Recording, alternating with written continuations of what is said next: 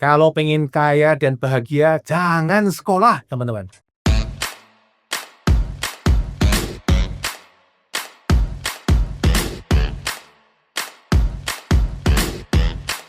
Nah, teman-teman, apa kabar? Selamat ketemu lagi di channel YouTube Pipo. Hari ini kita membahas judul satu buku yang kelihatannya menarik nih ya. If you want to be rich and happy, don't go to school. Kalau pengen kaya dan bahagia, jangan pergi sekolah. Menurut teman-teman, buku ini bener nggak? Buku ini saya beli mungkin tahun berapa ya? Tahun 2008 atau berapa ya? Udah lama ya, dulu waktu training gitu ya. Buku ini ditulis tahun 1993 oleh Mr. Robert Kiyosaki, favorit saya. Ini adalah buku pertama beliau. Tadinya bukunya mau disuruh sama penerbitnya, judulnya The Economics of Education. Dia bilang katanya gitu ya. Terus tapi dia nggak mau. Karena menurut dia kalau judulnya The Economics of Education nanti nggak menjual bukunya. Jangan-jangan cuma laku. Cuma dua yang beli orang tuanya sama teman baiknya ya. Dan dua-duanya mungkin nggak mau bayar, maunya gratisan ya. Dan makanya dia bikin judul yang agak provokatif. Bukan agak ya, memang provokatif ya, provokatif sekali. Dan laku, buku ini laku. Tapi kayaknya nggak masuk Indonesia, tidak diterjemahkan di Indonesia. Beda dengan buku-bukunya Mr. Robert Kiyosaki yang lain. Yang diterjemahkan seperti Rich Dad Poor Dad, Cash Flow Quadrant, Guide to Investing, Business School, dan lain-lainnya banyak ya. Ini nggak diterjemahkan di Indonesia. Nggak tahu nih, penerjemah mungkin nggak terlalu tertarik ya, tapi bukunya kebel gitu. Buku ini intinya mengkritik sistem pendidikan.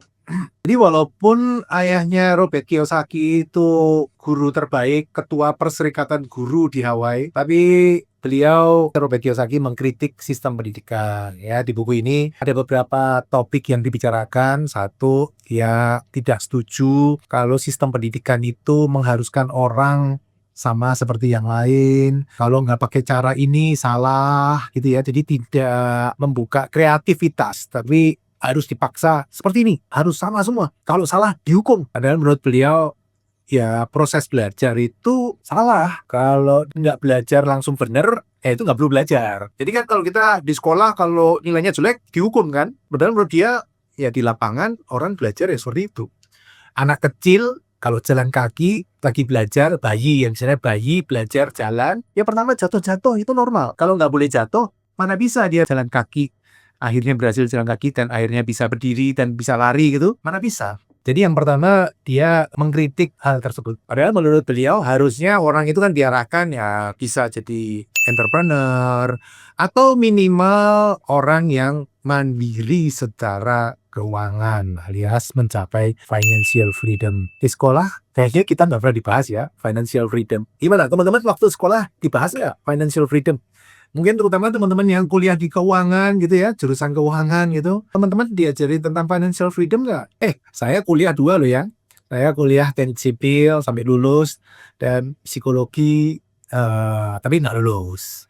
Dari 2 hal itu tentu saya tidak diajarkan tentang financial freedom, teman-teman. Nah, mungkin teman-teman yang di finance bisa cerita, teman-teman waktu kuliah finance diajarin nggak istilah financial freedom? Untuk teman-teman tambahan aja ya, financial freedom itu kan orang yang income-nya dari passive income lebih besar dari gaya hidup dia, dari biaya hidup alias tidur aja uangnya lebih-lebih. Karena passive income kan income yang didapat tanpa bekerja. Yang didapat tanpa bekerja lebih besar dari kebutuhan. Jadi tidur pun duitnya cukup. Intinya kan itu ya, financial freedom. Di buku ini, beliau topik kedua adalah membahas juga kita tuh mesti fokus ke kecerdasan keuangan. Harus bisa membedakan aset atau liabilities. Itu aset atau beban. Kalau aset ya segala sesuatu yang menghasilkan uang. Kalau beban, segala sesuatu yang membuat kita keluar uang. Kalau di financial statement atau laporan keuangan kan jelas. Misalnya neraca, sini aset, kanan kan liabilities, beban. Terus di atas ini kan laporan laba rugi, atas income, bawahnya kan expense ya, pengeluaran. Aset adalah segala sesuatu yang membawa uang ke income. Itu disebut aset. Kalau liabilities, beban, itu semua yang mengeluarkan uang dari expense ini. Jadi harus bisa bedain. Termasuk rumah, ayo.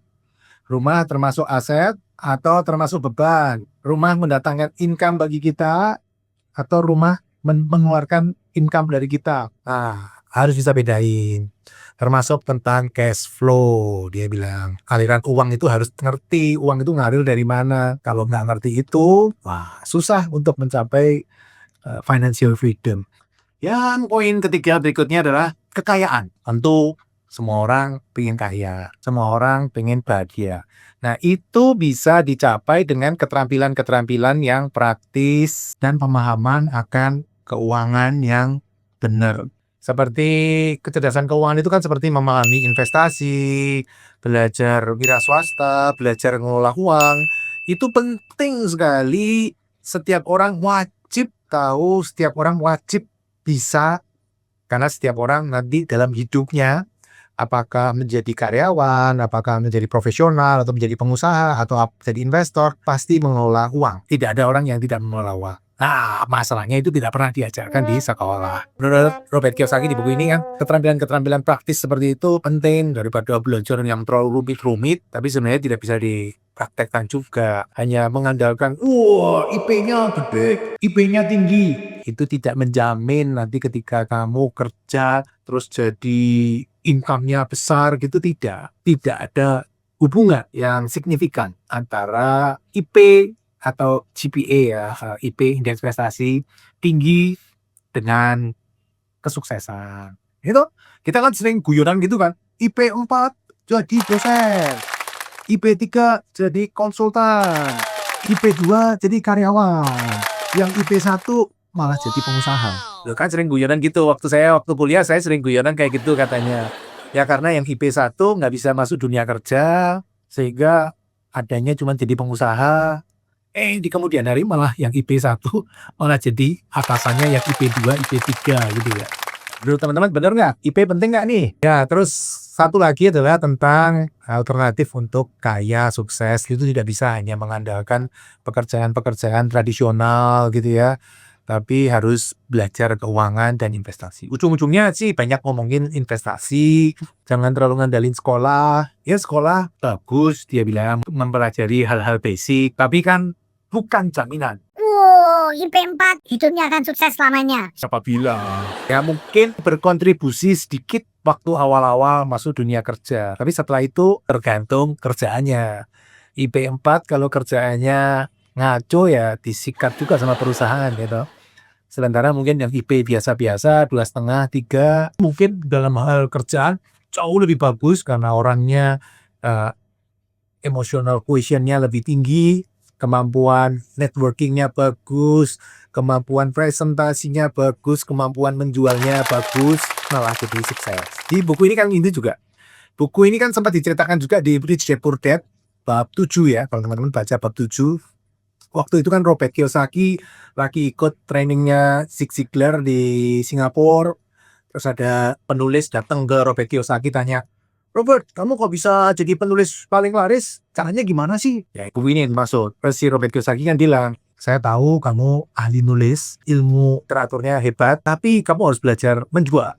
Robert Kiyosaki bilang gitu tentang buku ini. Terus kan yang itu penulis hebatnya bilang, Waduh, masa saya disuruh belajar menjual? Saya ini kan lulusan hebat dari universitas terkenal di bidang sastra. Waduh, saya harus belajar menjual. nah, Robert Kiyosaki terus bilang kan, kamu nanya tentang nulis buku apa tentang jualan nih? Nulis buku dan jualan adalah dua hal yang berbeda. Nah, di buku itu Robert Kiyosaki sempat nulis dan ngomongin buku ini.